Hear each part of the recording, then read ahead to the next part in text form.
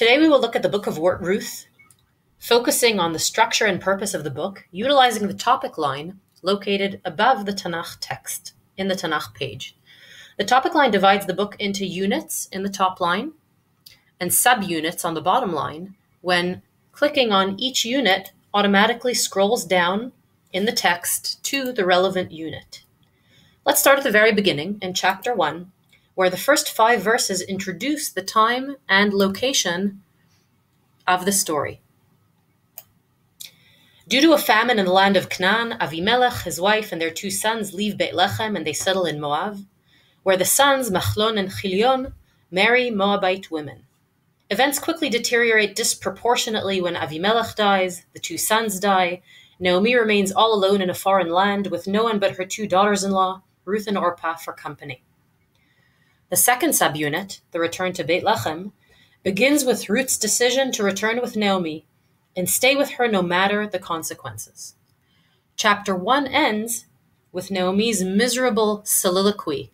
I went out full, and the Lord has brought me back home empty. Why call me Naomi, seeing that the Lord has testified against me and the Almighty has afflicted me? Ruth and Naomi return to Beit Lechem, as we see at the end of the chapter, in the beginning of the barley harvest. And this leads us to the next unit in the next chapter, Ruth in the fields of Boaz, when Naomi suggests that Ruth will go and collect barley in Boaz's fields along with the poor. But Boaz in his kindness and loyalty offers Ruth more than her share as a beggar, and she returns home to Naomi with a treasure of food and a promise that they will be cared for. The end of chapter 2 concludes, so she kept fast by the maidens of Boaz to glean unto the end of the barley harvest and of the wheat harvest, and she dwelt with her mother-in-law.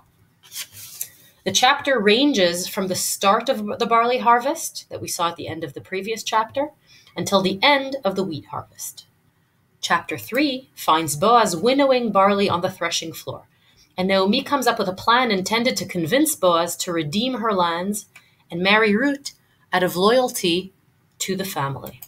The chapter ends with Ruth and Boaz on the threshing floor, and the tension peaks as we wait to hear what will come of their midnight encounter. Chapter 4 describes the redemption. Boaz redeems Naomi's fields and marries Ruth, and in contradiction with the grim start of the book of Ruth ends on an uplifting note of births and generations of children, looking to the future toward the days of King David, and this describes David's genealogy. Looking at the beginning of the Megillah through the topic line, at the famine and death, the desolation and the distance from the land, and then going to the end of the Megillah, which describes redemption, births, and looking to a better future, we see that the book opens in the grim era of Judges, but ends with monarchy and an indication of rebirth and juvenation, both on the level of family, the birth of the son, and on a national level, a nation heading toward monarchy and a better future.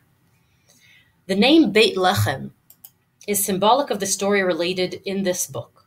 Beit, home. The book is about creating a home with plentiful food and bread, lechem.